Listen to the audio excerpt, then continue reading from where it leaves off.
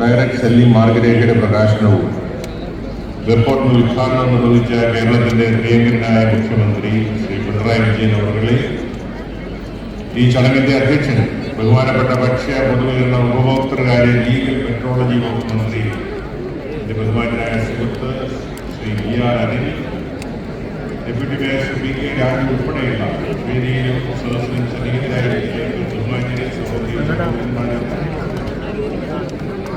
ഒരു നൂതനമായ സംരംഭത്തിനാണ് അല്ലെങ്കിൽ ഒരു സമ്മേളനത്തിനാണ് നാം എല്ലാം സാക്ഷ്യം കൊടുക്കുന്നത്. ലോകത്തെമ്പാടും ഓൺലൈൻ വ്യാപാര മേഖലയൊക്കെ സജീവമാവുന്നതിന് മുമ്പ് തന്നെ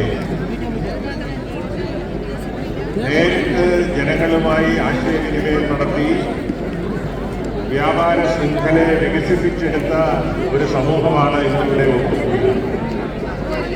കേരളത്തിൽ തന്നെ ഏതാണ്ട് 1 ലക്ഷത്തിൽ പരം നേരിട്ട് ഡയറക്ട് സെല്ലിംഗ് മേഖലയിൽ പ്രവർത്തിക്കുന്ന ആളുകളുണ്ട് എന്നുള്ളത് നമുക്കെല്ലാം അറിയാം. ഒരു കാര്യം മാത്രമേ പറയാൻ ഞാൻ ആഗ്രഹിക്കും. ഇന്നലെ വരെ നിങ്ങൾക്കൊരു നാഥനില്ലായിരുന്നു. ഇന്നിപ്പോ സംസ്ഥാന സർക്കാർ നിങ്ങളെയാകെ അംഗീകരിച്ചിരിക്കുന്നു എന്നുള്ളതാണ്.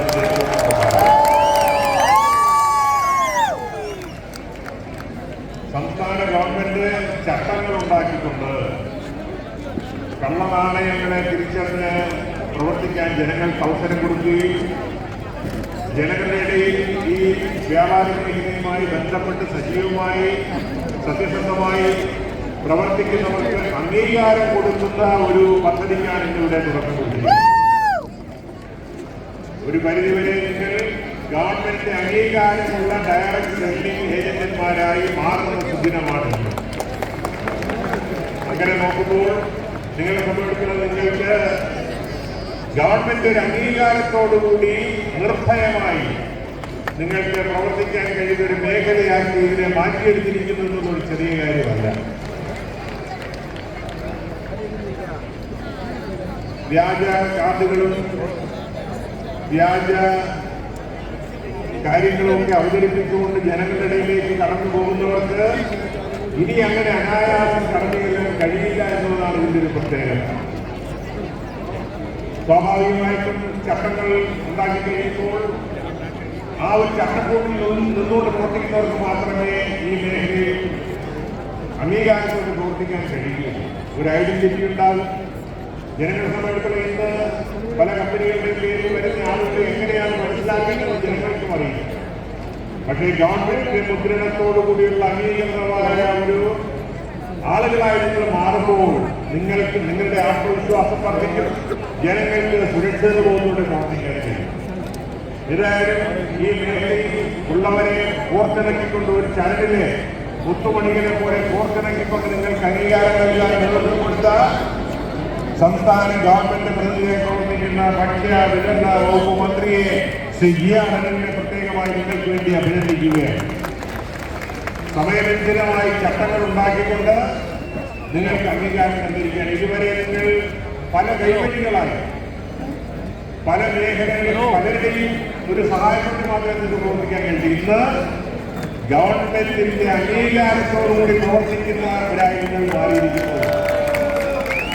സ്വാഭാവികമായിട്ടും ഇത്രയും സംഘടിതമായ ഒരു മേഖല പ്രവർത്തിക്കുന്ന ആളുകളെന്നുള്ള നിലയ്ക്ക് അതിവിദൂര ഭാവിയിൽ നിങ്ങൾക്ക് സംസ്ഥാന ഗവൺമെന്റ് തന്നെ ക്ഷേമനിധിയുടെ ഭാഗമായിട്ട് മാറാൻ കഴിയും എന്നുകൂടിയുള്ള ഒരു ആത്മവിശ്വാസത്തോടുകൂടി നിങ്ങൾക്ക് ഈ സമ്മേളന വേദിയിൽ പോകാൻ കഴിയും. ഞാനൊരു ദീർഘമായ പ്രസംഗത്തിലേക്ക് കടക്കാൻ നിങ്ങൾ 4 മണിക്കൂറിലൂടെ കാത്തിരിക്കുന്നവരാണ്. ബഹുമാനപ്പെട്ട മുഖ്യമന്ത്രി ഞാനൊക്കെ ഇടതുപക്ഷ മുന്നണിയുടെ സംസ്ഥാന സമിതി യോഗത്തിൽ പങ്കെടുത്ത് തീരാൻ വൈകിയതുകൊണ്ടാണ് ഇവിടെ എത്താൻ ഞങ്ങൾക്ക് വൈകിയത്. അതിൻ്റെ അല്ലാതെ ബഹുമാന മുഖ്യമന്ത്രി സാധാരണ കൃത്യസമയത്ത് എത്തേണ്ട ആളാണ്. പക്ഷേ LDF യോഗമായിട്ട് വൈകിയതുകൊണ്ടാണ് അദ്ദേഹത്തിന് വൈകിയത്. പക്ഷേ ആ സമയങ്ങളിൽ നിങ്ങളെല്ലാം അക്ഷമരായി ഇവിടെ കാത്തിരുന്നു എന്നുള്ളത് തന്നെ നിങ്ങളുടെ ജോലിയോട് നിങ്ങൾ കാണിക്കുന്ന ആത്മാർത്ഥതയുടെ ഏറ്റവും വലിയ ഉദാഹരണം.